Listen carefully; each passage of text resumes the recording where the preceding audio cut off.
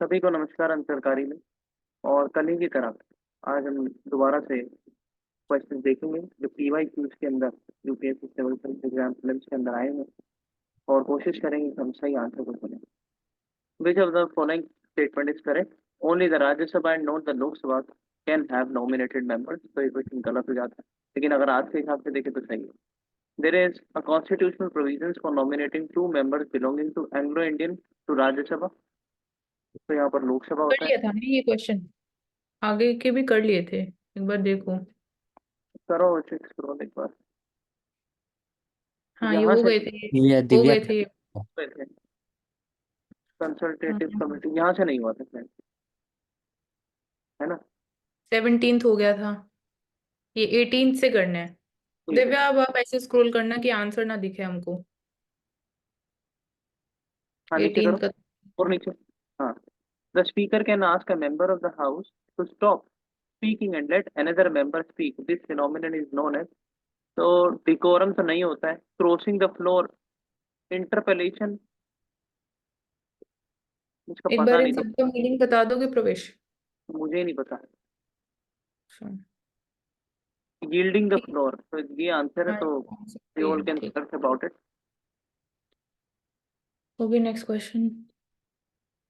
The state which has largest number of seats reserved for scheduled tribes in the Lok Sabha Gujarat होना is Madhya Pradesh होना चाहिए। MP होना चाहिए, हाँ। ज्यादा जंगल वहीं पर है। चाहिए। The Parliament can make any law for whole or any part of India for implementing international treaties out. without the consent of any without the state. Consent of any state, हाँ। D. Which one of the following out money bill is not correct? Money bill can be tabled in either house. गलत। Speaker of Lok Sabha final authority. Yes. Rajya Sabha must return Senate for reconsideration within 14 days. True. President cannot return. True. तो पहली statement गलत। पहला गलत है। In which of the following countries, अच्छा, will the no confidence motion to bring down government passed by legislature be valid only when the legislature is able to France या simultaneously Italy हो। find a majority to elect a successor government? France या Italy. France चाहिए। France, हाँ। इस system को बोलते क्या है? इसका एक नाम होता है ना, टर्म है एक कोई। Germany, only when the legislature is able to simultaneously find a majority to elect a successor government. इसको मानसी वो टर्म होता है, उसको बोलते हैं सुपर एनुएशन। वो हर किसी के लिए यूज किया जा सकता है। मतलब सक्सेसिव अगर कोई गवर्नमेंट या फिर सक्सेसिव अगर कोई अ, इंसान नहीं अवेलेबल है तो आप इलेक्शन पहले ही करवा लेते हो। सुपर एनुएशन यानी बीच का टाइम खाली नहीं छोड़ते हैं सीट। जैसे प्रेसिडेंट और प्राइम मिनिस्टर की डेजिग्नेशन है, इनको खाली नहीं छोड़ा जा सकता 1 घंटे के लिए भी। देन ठीक है। if the prime minister of India belongs to the upper house of the parliament, he will not be able to vote in his favor in the event of a no confidence ये motion. गलत है, कर सकते गलत। हैं। he will not be able to speak on the budget. गलत। he can make hmm. statement only in the upper house. ये भी गलत। ये भी he has to गलत है। become a member of the lower house within 6 months after being sworn in as prime minister. ये भी गलत है। ठीक पहला है सही फिर। है इसमें। हाँ, he will पहला ठीक होगा। vote not in vote in favour even of no confidence, क्योंकि नो कॉन्फिडेंस अब लोकसभा में हो सकता है। ठीक है। if the number of seats allocated to a state in the Lok Sabha is 42, then the number of seats reserved for the scheduled caste in the state will be। तो ये ठीक है तो 42 का कितना परसेंट लगाना है? एससी की जो रिजर्वेशन है वो आई थिंक 18% है। 60 तो मिनट। कितना हाँ, कितना हो गया ये? 5 से डिवाइड कर। 6 हो। 6। 6। देखो 6 या 7 होगा, इनमें से एक है। 6, यहाँ ठीक। Which of the following will fit in the place among the X ministers who are not members of parliament but who have to get themselves elected to either house within 6 months after assuming office? सही बात है। Not more than 20 nominated members, तो ये तो 23 होते हैं। Not more than 20 representatives of the UT attorney general who has the right to speak and take part in either house। सही बात है। एक्स, लेकिन यहाँ डिस्क्रिप्शन कहाँ है एक्स का? मैं वही एक्स। देख रहा हूँ ना कहाँ पर है, हाँ, मतलब नॉट मोर देन नीचे 20 करना। रिप्रेजेंटेटिव। आई थिंक ऊपर होना चाहिए था क्वेश्चन में, एक बार करो नीचे स्क्रॉल। नहीं है। नहीं है, ठीक है। तो यूटीज का रिप्रेजेंटेशन जो होता है वो आर्टिकल 80 बात करता है, और स्टेट के अंदर से जो रिप्रेजेंटेशन होना होता है वो आर्टिकल 4 बात करता है। और अगर हम बात करें कि शेड्यूल में क्या मेंशन होता है ऐसा, तो यस, शेड्यूल पे भी मेंशन होता है। शेड्यूल 4 जो बात करता है कि किस तरीके से राज्यसभा के अंदर रिप्रेजेंटेशन होगा स्टेट का और यूटी का। Who among the following has a right to vote in the election of both Lok Sabha and Rajya Sabha? Elected member of lower houses, right to vote. Elected member of upper houses, elected member of upper house of state legislature, elected member of lower lower house, house of state, हाँ D होगा, MLA. Lower house of the D state है, होने दो। Legislature. D. Which of the following state of India does not have a council so far, even though the Constitution 1956 provide for it? अभी फिलहाल में महाराष्ट्र में मध्य भी है, प्रदेश। मध्य बिहार में प्रदेश। भी मध्य है, प्रदेश। मध्य प्रदेश। कर्नाटक में भी है, मध्य प्रदेश नहीं होगा। If in an election to a state assembly the candidate who is declared elected loses his deposit, yani security खो दी, polling was very poor, election was for multi-member, election candidate victory over his nearest rival was very marginal, a very large number of candidates contested the election. Very new question. I think polling was very poor. तभी हो सकता है।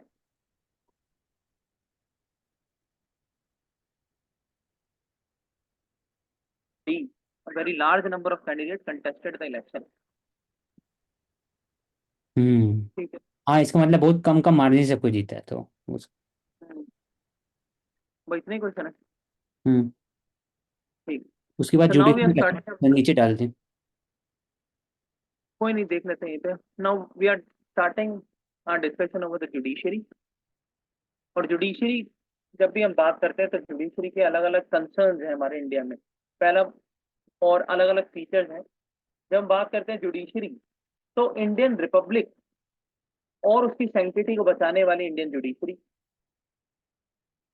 Executive arbitrariness को खत्म करने वाली judiciary, legislative breach को खत्म करने वाली जुडिशरी, सेपरेशन ऑफ पावर के अंदर होने के बावजूद सेपरेशन ऑफ पावर डॉक्ट्रिन को बचाने वाली जुडिशरी, कॉन्स्टिट्यूशन के अलग अलग प्रोविजन के ऊपर अल्टीमेट इंटरप्रिटेशन की पावर देने वाली जुडिशरी, प्रेसिडेंट ऑफ इंडिया जो कि हेड ऑफ द स्टेट है, उनको कॉन्स्टिट्यूशनल मैटर्स पर, एडमिनिस्ट्रेटिव मैटर्स पर, लीगल मैटर्स पर इंडिपेंडेंट और सोवरेन जुडिशियल एडवाइस देने वाली इंडियन जुडिशरी, सेंटर स्टेट के बीच में रिलेशंस खराब हो तो उनको अपने ओरिजिनल जुरिस्डिक्शन के अंदर लेकर मैटर शॉर्ट आउट कराने वाली इंडियन जुडिशरी, और अलग अलग जो पब्लिक इंपॉर्टेंट ग्रेव मैटर्स हैं उनके ऊपर सुओ मोटो एक्शन लेने वाली, रिवर्स इंजीनियरिंग करने वाली, पब्लिक सेंटिमेंट्स को केटर करने वाली इंडियन जुडिशरी।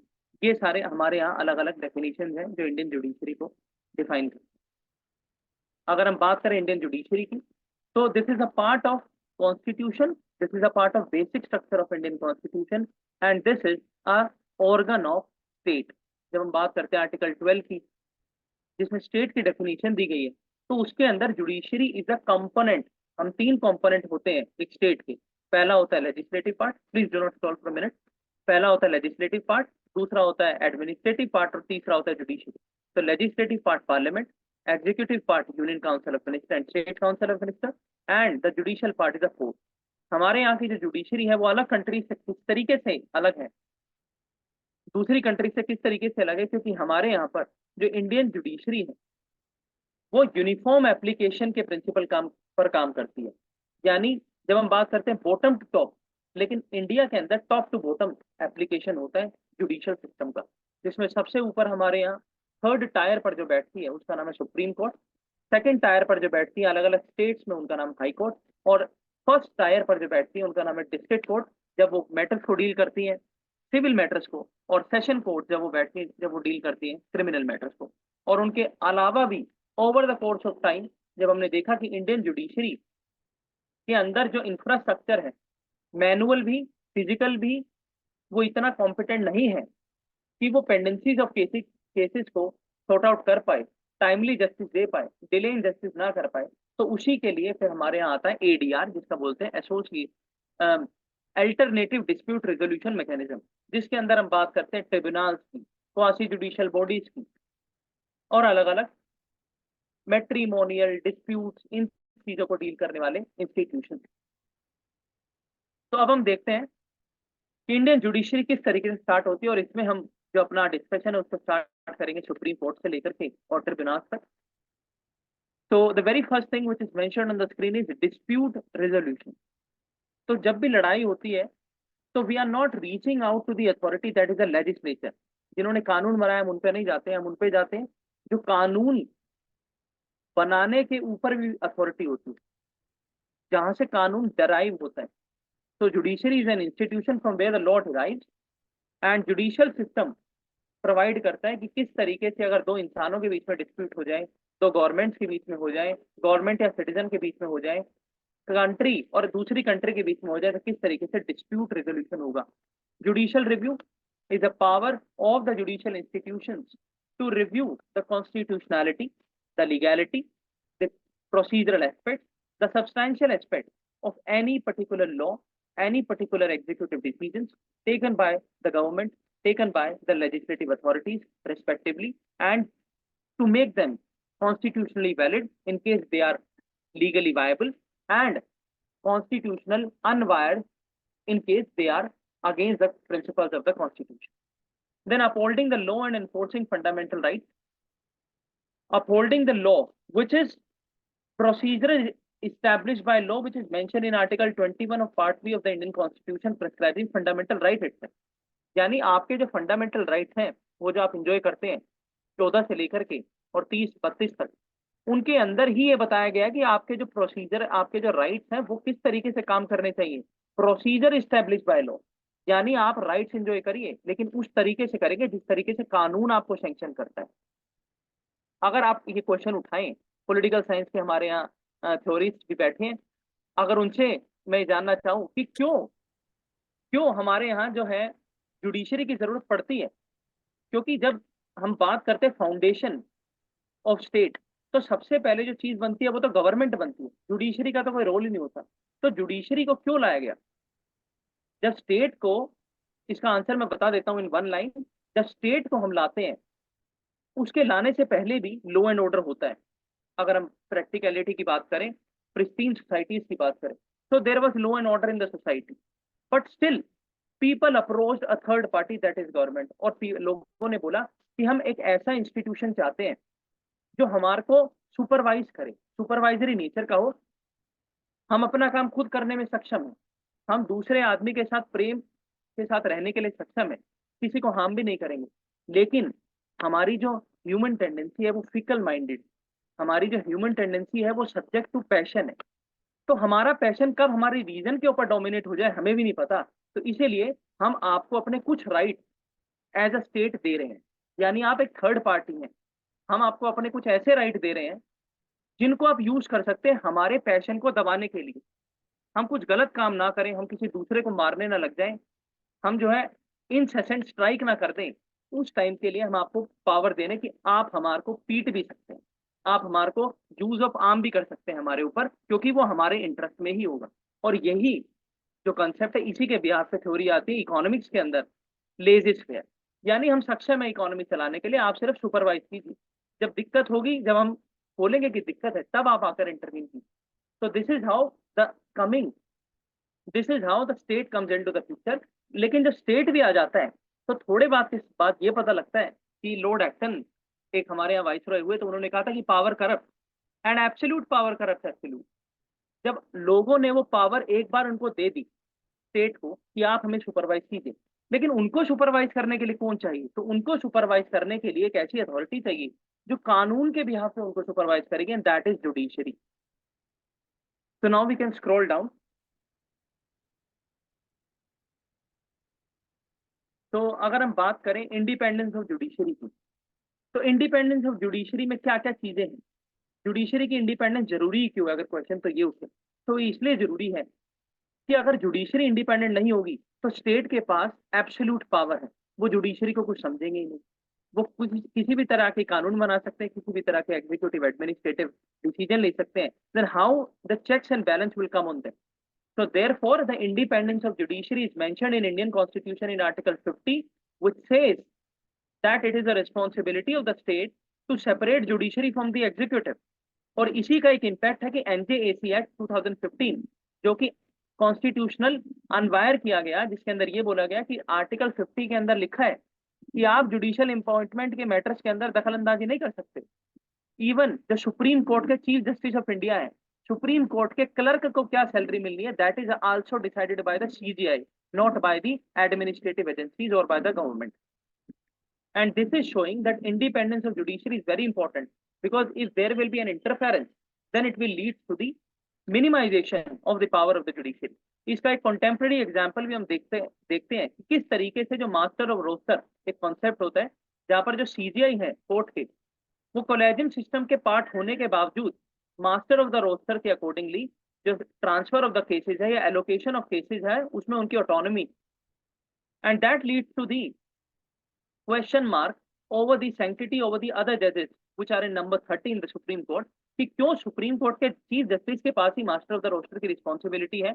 और इसी के कारण की वजह से हमने देखा था कि 4 सर्विंग जजेस of the Supreme Court of India made out public strike and did a press briefing in the year 2019 in which I think there were very deserted and dignified judges were there, we should not take their names, which finally led to the interference of the cabinet secretariat, which led to the interference of the law secretary into the matters of the judiciary. And then Supreme Court said that we should ensure that the judicial matters rest with the judicial compartments and the administrative matters rest with the legislative and the administrative compartment. There should not be any sort of interference between the executive and the judiciary. So this is a practical note which I wanted to highlight here. Now independence of judiciary के अंदर ही अलग अलग सभी की independence है। कहां पर mention है? सेपरेशन ऑफ पावर के अंदर मेंशन है। इसमें बोला जाता है कि आप जुडिशरी के फंक्शन कीजिए, आप कानून के फंक्शन कीजिए और एडमिनिस्ट्रेशन को एडमिनिस्ट्रेशन का काम करने दीजिए। क्यों ऐसा है? It is only because of one concept, that is functional specialisation, कि जिसको जो आए वो वही करे, उंगलबाजी या दखल अंदाजी ना करे। उससे क्या होगा? डिस्टोर्ट क्रिएट होगा and the people governance will come. इसके अंदर इंडिपेंडेंस की अगर हम बात करें तो कैसे दी जाती है? इंडिपेंडेंट ऑफ सैलरी है, प्लेजर ऑफ द प्रेसिडेंट के नहीं है जजेस की अपॉइंटमेंट के ऊपर, फेयर एंड ट्रांसपेरेंट मैकेनिज्म है उनको इम्पीच करने का भी, जो कि कॉन्स्टिट्यूशन के अंदर ही मेंशन है। उनका अपॉइंटमेंट प्रोसेस से लेकर के रिमूवल प्रोसेस, उनका जो terms, tenure, everything is part of the constitution. उनके जो सैलरी, पर्क्स, अलाउंसेस, पेंशन्स हैं, they are charged expenditure in the consolidated fund which is not subject to the vote by the parliament and particularly from the Lok Sabha. So all these measures are the provisions which ensure that the judiciary enjoys their independence and do their functions as far as the constitution is concerned and public's sentiments, rational sentiments are concerned. जहां पर लिखा हुआ judiciary financial dependent नहीं है executive और legislature पर, लेकिन legislature पर डिपेंडेंट है एग्जीक्यूटिव। जब हम देखते हैं कि अप्रोप्रिएशन एक्ट और फाइनेंस एक्ट पास करना पड़ता है पैसा उठाने के लिए कंसोलिडेटेड फंड से, लेकिन जुडिशरी के ऐसा नहीं है। जुडिशरी को जितना सैंक्शन कॉन्स्टिट्यूशन में है आप उसको बढ़ा ही सकते हैं, घटा नहीं। सैलरी हो गई, अलाउंसेस हो गई, इम्यूनिटीज हो गई, पर्सनल क्रिटिसिज्म। अब हम देखते हैं कि किस तरीके से जो जुडिशरी है, उनके जो जजेस, उनको ऐसा बोला जाता है कि they enjoy the colonial legacy in number of terms. पहला, आप उनका क्रिटिसिज्म नहीं कर सकते। क्या ऐसा हुआ? Yes. Advocate Bhushan, I am not able to recall his full name, he commented in the media about the CGI that on a business fellow by Harley Davidson, our CGI is doing writing, and that matter went to the Supreme Court, and he also mentioned some details about the CGI in the public, which led to the contempt of case over the senior most lawyer of the Supreme Court. And this is not mentioned in the Constitution. This is mentioned in a parliamentary act, that is Contempt of Court Act 1971, जहां पर दो तरीके के contempt की बात होती है, एक होती है सिविल, एक होती है क्रिमिनल, जिसके हम आने वाले सेशन के अंदर चर्चा करें। इसके अंदर यह भी होता है कि आप जुडिशियल ओवररीच कर देते हैं तो वो आप तो दूसरों का क्रिटिसिज्म करते हैं लेकिन खुद का क्रिटिसिज्म नहीं सहते। आप 2-2 महीने की छुट्टियों पर जाते हैं, there is no accountability. for which we also today mentioned one question, that is there is a need for law to ensure the judicial accountability in India. तो इस तरीके के कुछ क्रिटिसिज्म है जो जुडिशरी पर लगाए जाते हैं। और सबसे इंपॉर्टेंट जो चीज है वो है breach of judicial power when it interferes with the legislative part of the government. तो इसी के लिए जब हम देखते हैं कि PIL आती है, जुडिशियल रिव्यू की एक्सेस हो जाती है, जुडिशियल रिव्यू के नाम पर आप जो है लेजिस्लेटिव मैटर्स और एग्जीक्यूटिव मैटर्स में इंटरफेयर करना शुरू करते हैं, तो CGI ही खड़े होकर खुद कह देते हैं, जिनका नाम है CGI Balakrishnan. He laid out a theory of judicial restraint in 2005, क्योंकि इससे पहले हमारे यहाँ थ्योरी ऑफ जुडिशियल एक्टिविज्म। तो जुडिशियल एक्टिविज्म इतना हो गया है कि जुडिशरी के जो इंडिपेंडेंस है उसके ऊपर खतरा आ गया। क्यों खतरा आ गया? अगर आप पॉलिसी मैटर्स पर डिसीजन देते हैं एज अ जज, तो पब्लिक का क्रिटिसिज्म भी सहने के लिए तैयार रही है। प्रोमिनेंट एग्जाम्पल क्या है? प्रोमिनेंट एग्जाम्पल है रेलवे ट्रैक्स के साइड में जो इलीगल कॉलोनीज हैं या जो इलीगल कंस्ट्रक्शन एरियाज हैं उनका demolition. Everywhere the Supreme Court and the high courts are very much applauded for their action, but if you go and meet out those people, they will abuse the judges. So the constitution mentioned that we cannot afford that our judges to get abused by someone, and that is why this public criticism and the grievance mechanism should only be rest with the legislative and with the executive part, and this is only to ensure the independence and the sanctity of the topmost institution of the judiciary. Topmost है क्योंकि constitution का ultimate interpreter होना भी इन्हीं को दिया गया। तो जुडिशियल रिस्ट्रेंट थ्योरी के अंदर 4 बातें कही गई, 3 से 4 बाय CGI बालकृष्णन। पहला उन्होंने कहा कि आप जुडिशियल एक्टिविज्म कीजिए, लेकिन जुडिशियल एक्टिविज्म के नाम पर फंक्शनल स्पेशलाइजेशन थ्योरी को खराब मत कीजिए। फंक्शनल स्पेशलाइजेशन थ्योरी कहती है कि जिसका काम उसी को सारे। IAS IPS ऑफिसर जिनको ट्रेनिंग मिलती है कि एग्जीक्यूटिव एडमिनिस्ट्रेशन कैसे चलाना है, वो अच्छा जानते हैं, आप नहीं जानते। MPs MLAs बेशक से वो कितना करप्शन करके आते हैं, वो डिसरप्शन करते हैं पार्लियामेंट के अंदर, लेकिन तब भी कॉन्फिडेंस तो प्रूव कर ही देते हैं लोकसभा के फ्लोर पर। तो आपको हक नहीं है उनके फंक्शनल मैटर्स के अंदर कूदने का। अगर ऐसा ही बोला जाए, ये these are the words, these are the quotations of CGI Balakrishnan, I am quoting them and then I will unquote. तो उन्होंने कहा कि आप ये कहते हैं कि ये करप्शन करते हैं, ये डिसरप्शन करते हैं हाउस, तो आप भी तो इतने सारे 2.5 करोड़ केसेस पेंडिंग है आपके यहाँ, आपने क्या किया अब तक? आप कहते हैं ये करप्शन करते हैं, आपकी लोअर कोर्ट्स में, डिस्ट्रिक्ट सेशन हाई कोर्ट्स में दुनिया भर का करप्शन होता है, आपने क्या किया? आप कहते हैं कि जो जुडिशरी है उसको कॉन्स्टिट्यूशन के ऊपर एक्सपर्टीज है, कॉन्स्टिट्यूशनल लीगल लॉज जो है उनके ऊपर उनको कमांड है, तो एग्जीक्यूटिव को आपसे ज्यादा कमांड है कि किस तरीके से एडमिनिस्ट्रेशन चलाया जाता है, लेजिस्लेचर को आपसे ज्यादा कमांड है कि किस तरीके से पब्लिक सेंटिमेंट्स को इनकॉर्पोरेट किया जाता है पॉलिसी मेकिंग के अंदर। तो आप उनका काम उन्हीं पर रहने दीजिए, अपना काम खुद करिए। आप केसेस को निपटाइए, छुट्टियों पर कम जाइए, करप्शन को डील कीजिए, पेंडेंसी घटाइए, आर्बिट्रेशन जो होता है उसको कम करिए, और जितने भी ट्रायल और अंडर ट्रायल के मामले हैं उनको जल्दी से निपटाइए। ये आपका काम है, तब आपकी इंडिपेंडेंस और ज्यादा ऊंची हो जाएगी। And this is how he said that this will ensure the functional specialisation between the judiciary and the other organs of the government, and it will ensure that the basic structure, जो judiciary झंडा फहराती है कि basic structure, वो तभी रह पाएगा जब judiciary अपना रोल इंपॉर्टेंट से निभाएगी और पार्लियामेंट और एग्जीक्यूटिव को अपना काम करने देगी और सुओ मोटो एक्शन नहीं लेगी। और जहां तक बात है कोलेजियम की, जहां तक बात है अपॉइंटमेंट प्रोसेस की, जहां तक बात है हाई कोर्ट के और सुप्रीम कोर्ट के जजेस के अपॉइंटमेंट ट्रांसफर की, तो उसमें आप बोलिए कि we want the independence of the judiciary, और वो भी तभी हो पाएगी when you will not interfere incessantly into the matters of these two respective organs of the state, unquote. So this is how the judicial restraint theory provided the rationalization of PIL, the rationalization of judicial activism laid out by Justice P.N. Bhagwati and Justice Krishna Chandra Iyer and so on so. So now we can scroll. So this is a particular chart which describes कि किस तरीके से judicial administration India में चलता है। सबसे पहले हमारे यहाँ सुप्रीम कोर्ट होती है। Supreme court part 5 Indian constitution के अंदर मेंशन है, कौन से आर्टिकल डील करते हैं, 124 से लेकर के 147 तक आर्टिकल जो है वो इसको डील करते हैं। सुप्रीम कोर्ट सबसे टॉप पर होती है, उसके नीचे होती है हाई कोर्ट, हाई कोर्ट जो है वो लोअर कोर्ट से और सुप्रीम कोर्ट से कोऑर्डिनेशन बनाकर रखती है। इनके पास भी अलग अलग तरीके के रिट्स पावर होती हैं, अलग अलग तरीके के जुरिस्डिक्शन होते हैं। इसके बाद ये इलेक्शन मैटर्स से भी डील करती है, जितने भी आरपीए के मैटर्स हैं, शेड्यूल्स के मैटर्स हैं।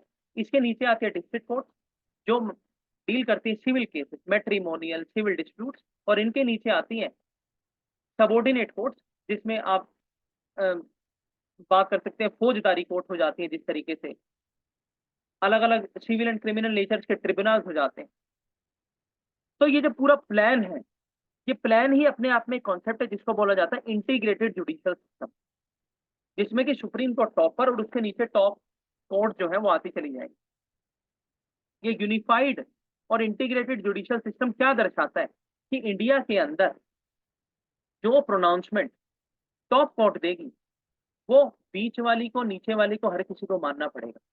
Even in case of conflict of interest and ethical dilemma between the judicial pronouncement and the government pronouncement. So it is the responsibility of the administration to uphold the judicial pronouncement first, because judicial pronouncement comes under the subservient of the comes upon the executive pronouncement. यानी अगर प्रधानमंत्री दफ्तर से भी कोई letter आया और supreme court के सीजीआई के से कोई लेटर आया आपके पास, if you are a fellow IAS IPS officer, then it is your responsibility to take preference and to give preference to the Supreme Court letter first. This is also mentioned in the Constitution in the intangible manner. अगर हम supreme court की अब बात करें, so the inception of Supreme Court though took place around 1773 in the colonial pastime. जब हम बात करते हैं कि सबसे पहले रेगुलेटिंग एक्ट आया, उसने 3 जजेस की बेंच को गठन किया, जिसमें एक सीजीआई होते थे, 2 जज होते थे। और फोर्ट विलियम जो कि कलकत्ता के अंदर एक आप बोल सकते हैं that was kind of area where the British were having their jurisdiction, there the establishment happened of this court. इसके अंदर बाद में हमने देखा कि पिट इंडिया एक्ट आता है, उसके अंदर बोला जाता है कि इंग्लिश इंटरेस्ट को छोड़कर सारे इंटरेस्ट के ऊपर आपको सुप्रीम कोर्ट काम करे, इंग्लिश को हाथ न लगाए। तो उस टाइम पर जो सबसे पहले जस्टिस हुए, सीजीआई हुए, उनका नाम था सर एलिजन इन पे। लेकिन अगर हम बात करें प्री कॉन्स्टिट्यूशनल टाइम, तो वहां पर government of India act 1935, even Montagu Chelmsford reforms also mentioned in some or the other form about the topmost court, and then the government of India Act 1935 finally laid out the plan as to how the Supreme Court is going to work out in the coming years of inception of the Supreme Court.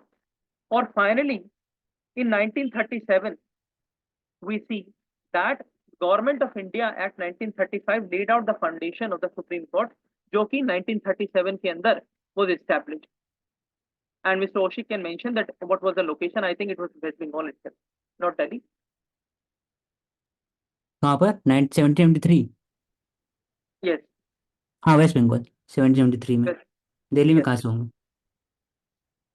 Then अगर हम बात करें दिल्ली वाली की, तो 1950 जनवरी 28 यानी 26 जनवरी के 2 दिन बाद the inauguration was done in Delhi of the Supreme Court, and it was called as Federal Court of India as a Supreme Court. और सुप्रीम कोर्ट के आने से पहले जो अल्टीमेट इंटरप्रेटर हुआ करते थे, जिनके पास सबसे ज्यादा अपील थी, उनका नाम था ब्रिटिश प्राइवी काउंसिल। तो ब्रिटिश प्राइवी काउंसिल उस टाइम की सबसे ऊंची कोर्ट हुआ करती थी, इवन दो सुप्रीम कोर्ट होने के बावजूद। तो जो ब्रिटिश प्रीवी काउंसिल के पास जो पावर थी, that was also transferred to the current Supreme Court of India, which is mentioned in part 5. Again, I'm reiterating the same, mentioned article 124 to 147. Then during 1950s, the composition was of 3, 1 chief justice and other 2 judges. लेकिन over the course of time हमने देखा कि किस तरीके से 3 से 6 होते हैं, 6 से 10 होते हैं, 10 से 15 होते हैं, और आज के टाइम पर अगर हम बात करें तो भी 33 अराउंड जजेस in the Supreme court premises. अगर there is a question in the prelims exam that the composition and the number of increase or decrease in the Supreme Court judges can only be done by the constitutional amendment bill or act, so the answer will be no. It is done by an ordinary amendment by the Parliament of India.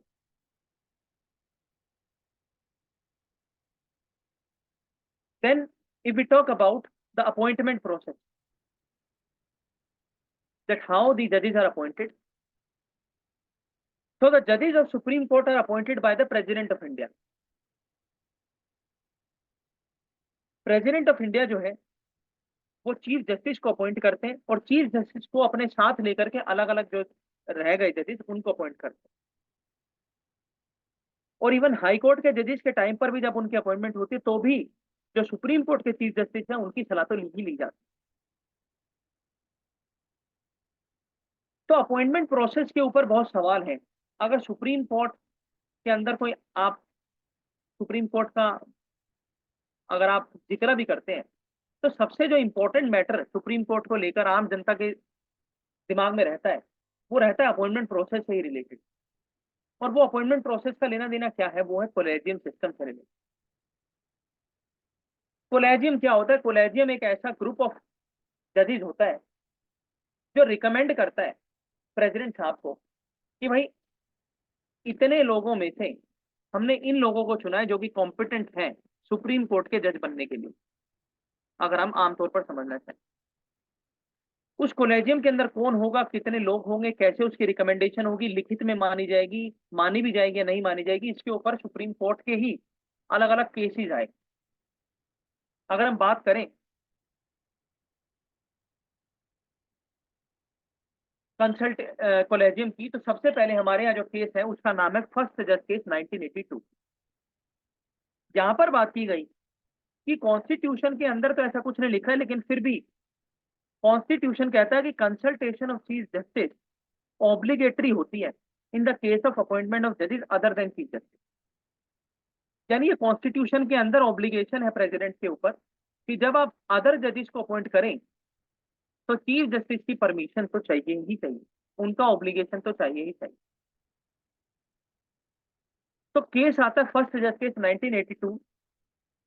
यहां पर जो court है उसने कहा कि consultation word mention तो है constitution के अंदर, लेकिन क्या मतलब है इसका? क्या इसका मतलब मजबूरी है या इसका मतलब सलाह है या इसका मतलब क्या है?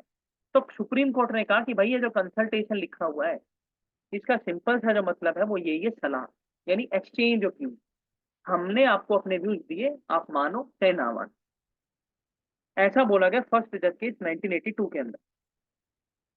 लेकिन उसके बाद देखा कि अगेन डिस्कॉर्ड पैदा होता है अपॉइंटमेंट प्रोसेस के अंदर और दोबारा से सुप्रीम कोर्ट का बेंच बैठता है 1993 यानी 11 साल बाद। और ये कहता है सेकंड जज केस कि जो एडवाइस आप दे रहे हैं, जो कंसल्टेशन के अंदर आप एडवाइस दे रहे हैं, ये बाइंडिंग होगी प्रेसिडेंट पर in the matters of appointment of जजेस ऑफ द सुप्रीम कोर्ट। यानी पहले तो उन्होंने कहा कि ये खाली एक आपकी सलाह है जो प्रेसिडेंट साहब को दो, लेकिन उन्होंने कहा सलाह तो है लेकिन अब मानो आप it is mandatory for the president of India to have this consultation as binding in nature only. लेकिन क्या चीफ जस्टिस की बाइंडिंग, चीफ जस्टिस की जो कंसल्टेशन है वो बाइंडिंग ऐसे ही हो जानी चाहिए? इसके ऊपर भी सवाल उठा। तो फिर ये बोला गया कि खाली चीफ जस्टिस नहीं देंगे, क्योंकि अगर खाली चीफ जस्टिस देंगे तो उनका पार्टीशन इंटरेस्ट भी हो सकता है। तो इसके लिए क्या किया जाए कि दो सीनियर मोस्ट कलीग जो उनके साथ में बैठते हैं बेंचेस पर, उनकी भी सलाह एक साथ होकर यानी 3 लोगों की सलाह प्रेसिडेंट ऑफिस जाएगी और तब वो मानी जाएगी। लेकिन तब भी अगेन डिस्कॉर्ड देखने को मिला और 1998 यानी 5 साल बाद दोबारा से मैटर उठता है जिसको बोलते हैं थर्ड जज केस। इसके अंदर ये बोला गया कि चीफ जस्टिस ऑफ इंडिया का सोल ओपिनियन नहीं माना जाएगा और जो उनके साथ 2 लोग आए वो भी पूरा नहीं कर पा रहे कंसल्टेशन प्रोसेस। तो अब आप क्या कीजिए, 4 लोगों का गठन करिए, यानी सीजीआई के साथ 4 सीनियर